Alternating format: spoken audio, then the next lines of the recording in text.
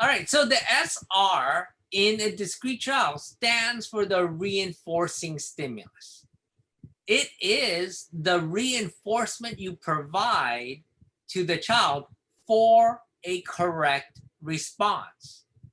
Now, the thing is that when you're talking about reinforcement, the reinforcement you provide to the child should match how much effort the child puts into the response. What that really means is if the child didn't try that hard, you don't provide them with the most favored reinforcer. When the child provides you the best effort, you don't want to provide very nominal, ineffective reinforcement for them. So the reinforcement really needs to be in sync with how hard the child is trying. So when the child's putting their best effort into responding, you need to put in the best effort at providing reinforcement that they love. The reinforcement also needs to match the level of difficulty of the task you're having them do. So most of the time when we're teaching a new skill, it's a very hard task for the child to learn. And so you want to provide more abundance amount of reinforcement and higher levels of reinforcement when they succeed at that task. So as the child gets more and more proficient, they learn that skill, well, the difficulty of that skill starts to drift down. And so should your reinforcement for that particular skill. Now, what happens when the child gets something wrong? When they get it wrong, we provide feedback for the child. And feedback comes into the form of an emotionless no. So the no's shouldn't be angry. No, okay? It shouldn't be that way. It shouldn't be unclear. No, so that the child doesn't hear you. It's very clear and it's very distinct, and it's meant to provide the child with very distinct feedback so that they understand whatever it is that they did was wrong. The feedback needs to come right away. As soon as the child does it, the reinforcement needs to come, or the no needs to come in immediately. So if I ask a child to clap and the child claps, and I take a little bit of long time before I provide reinforcement for the child. So let's say like clap, yay, good job. And I wait that half second or that second before I reinforce them. For a child that doesn't understand language, how do I know you're reinforcing me because I clap versus I happen to be scratching my ear back here, and that's what you're reinforcing me for?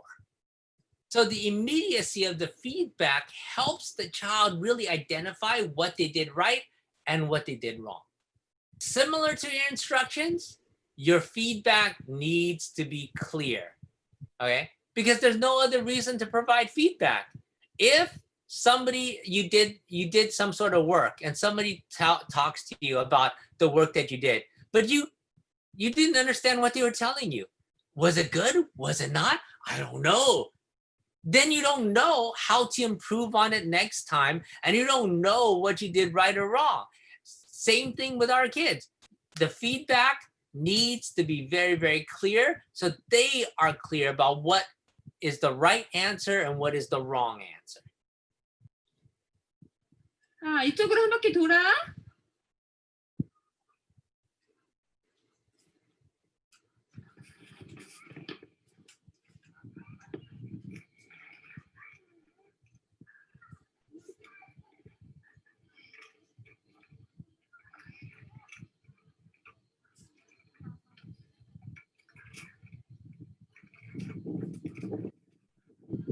야, 거기로 올라갈 거야. 거기는 안 돼. 이쪽으로. 거기 못 올라가. 이쪽으로. 아기 조심하고, 아기. 응. 자, 브레이크. 일어나. 옳지. 또 일어나. 옳지. 또 일어나. 이리 와. 옳지. 일로 와야지. 여기 봐야지. 유가. 이리 와. 힘껏 힘내. 옳지. 힘내. 옳지. 또 힘내. 옳지. 일어나. 일어나서. 옳지. 힘내. 옳지.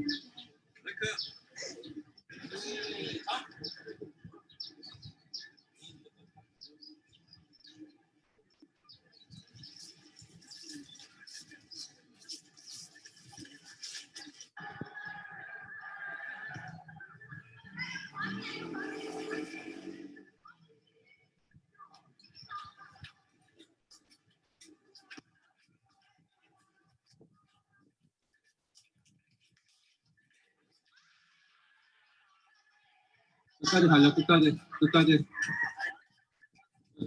해서 끝까지 가. 끝까지.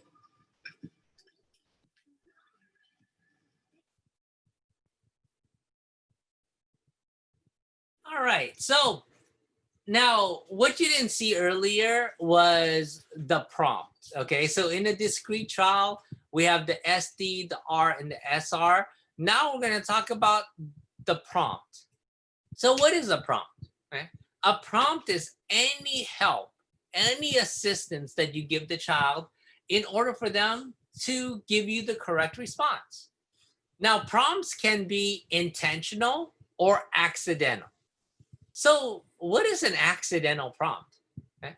Well, an accidental prompt is something you don't intend to use, but it tells the child what the correct response is. When we first start teaching staff members how to work with kids, a lot of them use accidental prompts. And this is a way that they would do it. Okay. Touch water, right? They don't know they're looking directly at the water.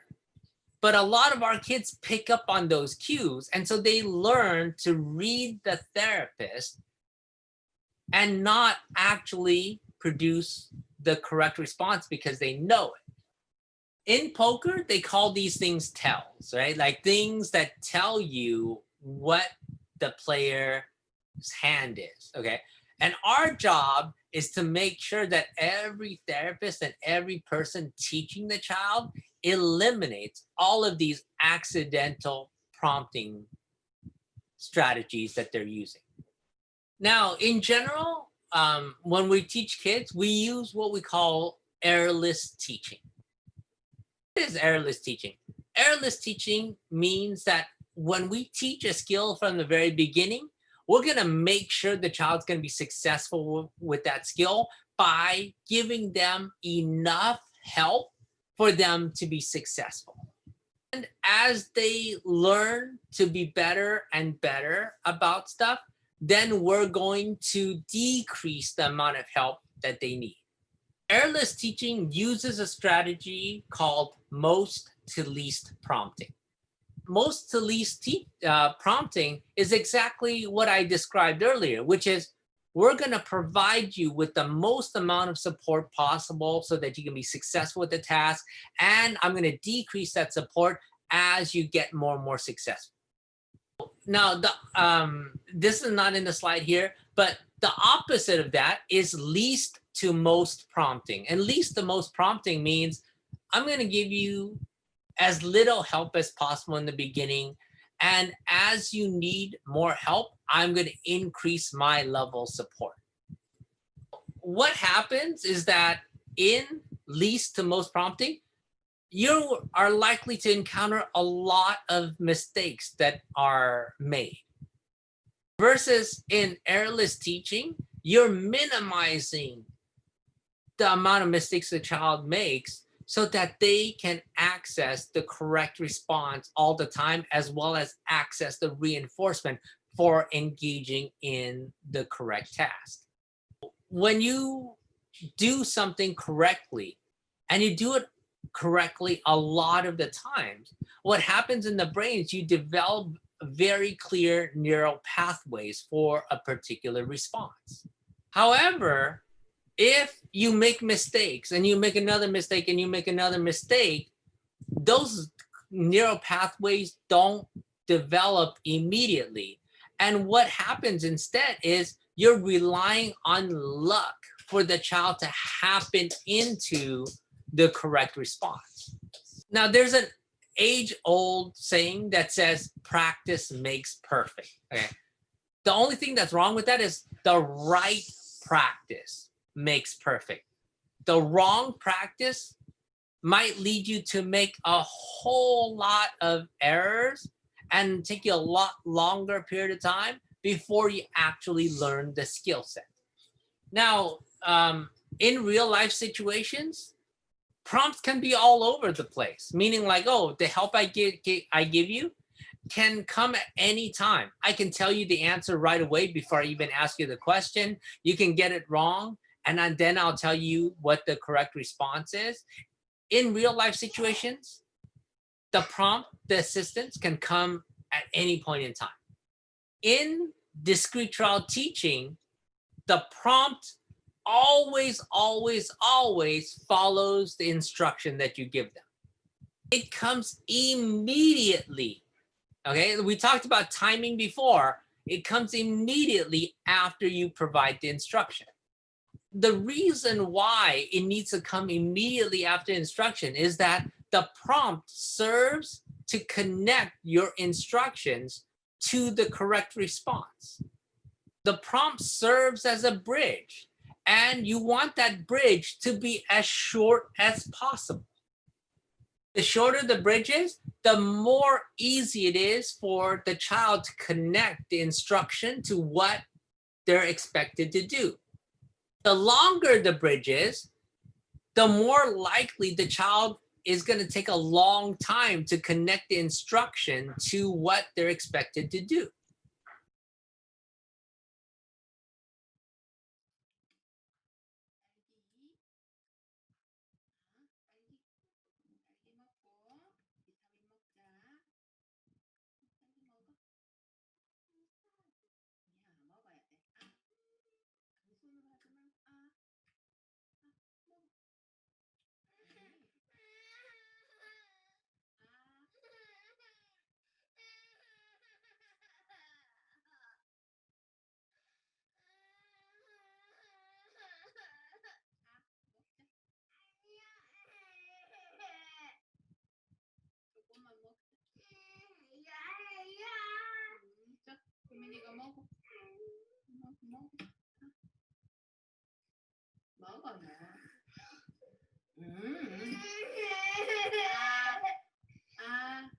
아니 효민이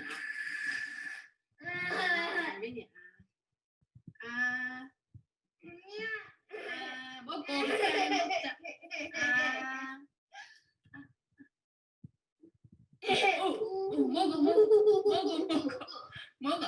아니야 먹어 아니야 먹어 여기 어디 갔어? 먹어 먹었어? 응 잘했어 먹어 잘했어 유민아